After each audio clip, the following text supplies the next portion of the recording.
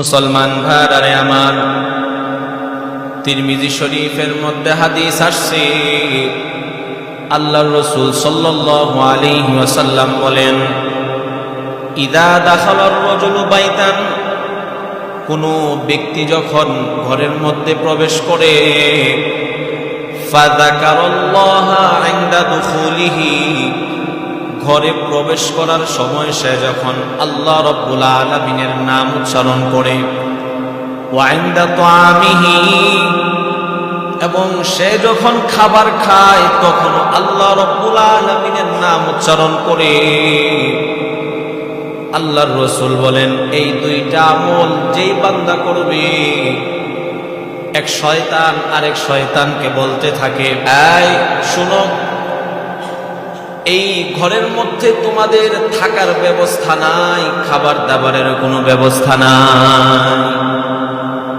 আর যেই ঘরের মধ্যে মানুষ প্রবেশ করার সময় আল্লাহর নাম নেয় না, মোবাইলে কথা বলতে বলতে ঘরের মধ্যে প্রবেশ করে, অথবা মোবাইল চালাইতে চালাইতে ঘরের মধ্যে প্রবেশ করে, ঘরের মধ্যে প্রবেশ করার সময় আল্লাহ রাব্বুল আলামিনের নামটা নিল না, খাবারের সময়ও আল্লাহ রাব্বুল আলামিনের নামটা নেয় নাই, তখন শয়তান তার অন্য সাথী সঙ্গীদেরকে বলতে থাকে, শুনো, এই ঘরের মধ্যে তোমাদের খাবারের ব্যবস্থা করা হয়েছে এবং তোমাদের থাকার ব্যবস্থা করা হয়েছে।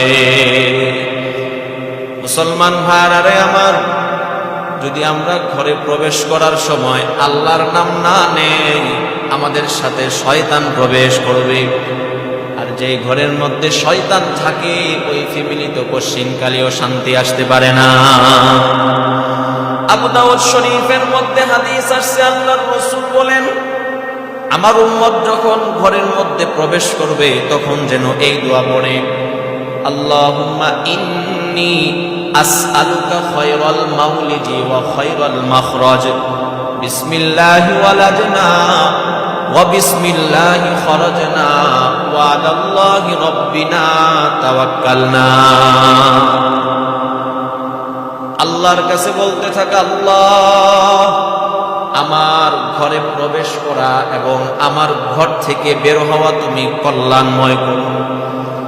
আল্লাহ, আমি তোমার নামে ঘরের মধ্যে প্রবেশ করতেছি, আবার তোমার নামে ঘর থেকে বের হইতেছি, এবং সর্বহালতে আল্লাহ আমি তোমার উপরে ভরসা করি। আল্লাহর রাসূল বলেন, কোন উম্মত যদি এই দোয়া পড়ে ঘরের মধ্যে প্রবেশ করে,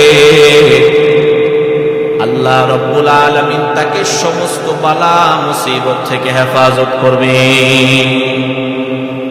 তো ঘরে প্রবেশ করার সময় আমরা আল্লাহর নাম নিয়ে ঘরে প্রবেশ করব।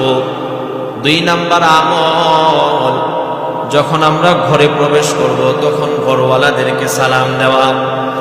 আল্লাহ রাব্বুল আলামিন পবিত্র কোরআনের মধ্যে বলেন, ফাইদা দাখালতুম বুয়ুতান ফাসাল্লিমু আলা আনফুসিকুম তাহিয়াতাম মিন ইনদিল্লাহি মুবারাকাতান তাইয়্যিবা।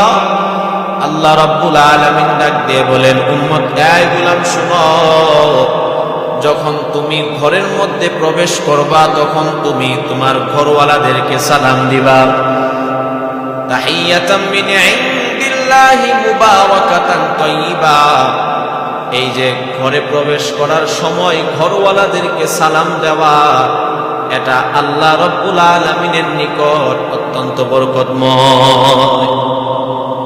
বুখারী শরীফের মধ্যে হাদিস আসছে, আল্লাহর রাসূল সাল্লাল্লাহু আলাইহি ওয়াসাল্লাম বলেন, সালাসাতু কুল্লুহুম দামিনুন আলাল্লাহ, 3 শ্রেণীর মানুষ এমন আছে যাদের সব কিছুর জিম্মাদারি আল্লাহ রাব্বুল আলামিন স্বয়ং নিজে গ্রহণ করেন।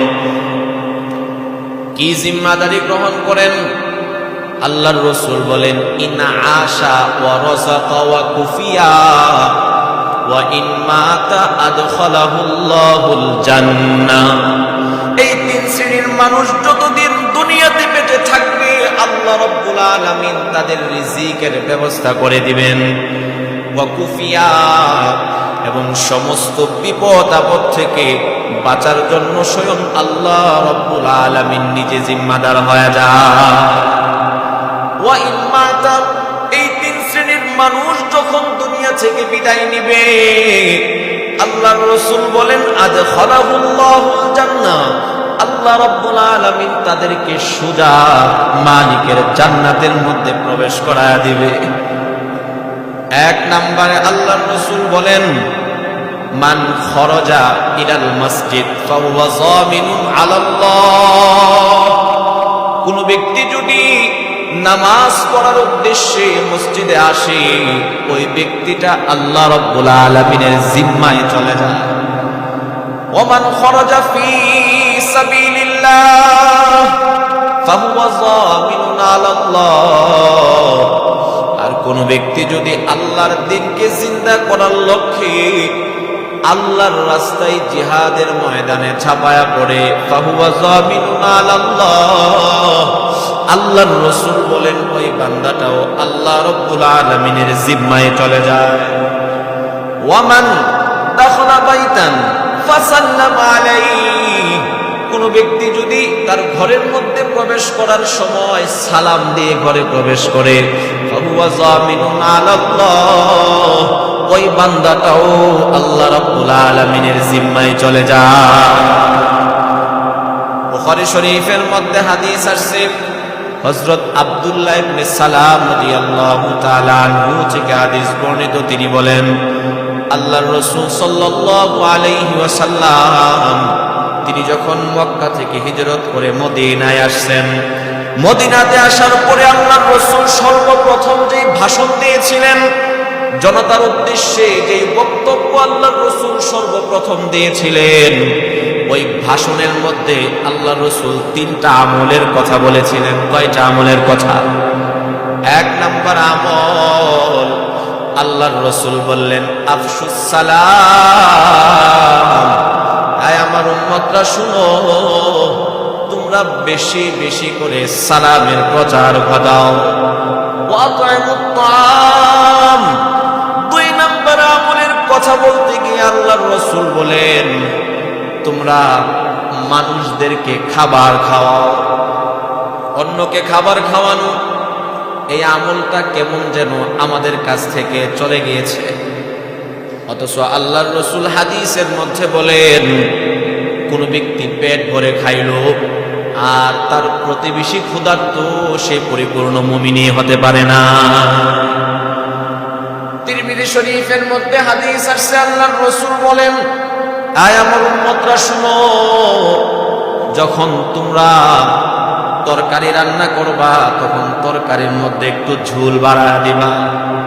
তোমার রান্নাকৃত তরকারি থেকে একটু তরকারি তোমার প্রতিবেশীর বাসায় পাঠায়া দাও, এর দ্বারা ওই প্রতিবেশীর সাথে তোমার মহাব্বত বাড়বে, ভালোবাসা বাড়বে এবং রাসূলের একটা সুন্নাত জিন্দা হবে। মুসলমান ভাইরা আমার, আমরা তো বর্তমানে আমাদের বঙ্গোপসাগরের মধ্যে ঢুকানো শিখেছি। এটা হলো বঙ্গোপসাগর।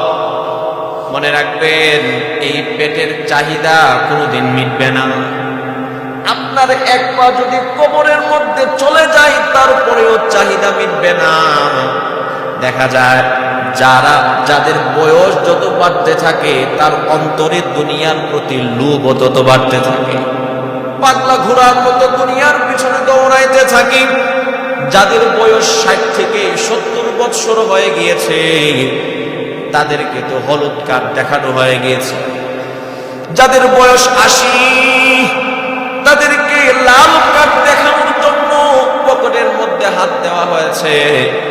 এখন শুধু লাল কার্ডটা বের করবে আর তারে দেখো। মুসলমান বড় আফসোসের সাথে বলতে হয়, জীবনের শেষ সময় এসেও আমরা নিজের পরিবর্তনের ফিকির করি না। মুসলমান আমরা কিসের পিছনে দৌড়াইতেছি? সুখ পাখির আশায় নাকি পাখির ছায়ার আশায়? পাখির আশায় যদি বাজান আমরা পাখির ছায়ার পিছনে দৌড়াই, জীবন শেষ হয়ে যাবে, তারপরেও বাজান পাখি শিকার করা যাবে না।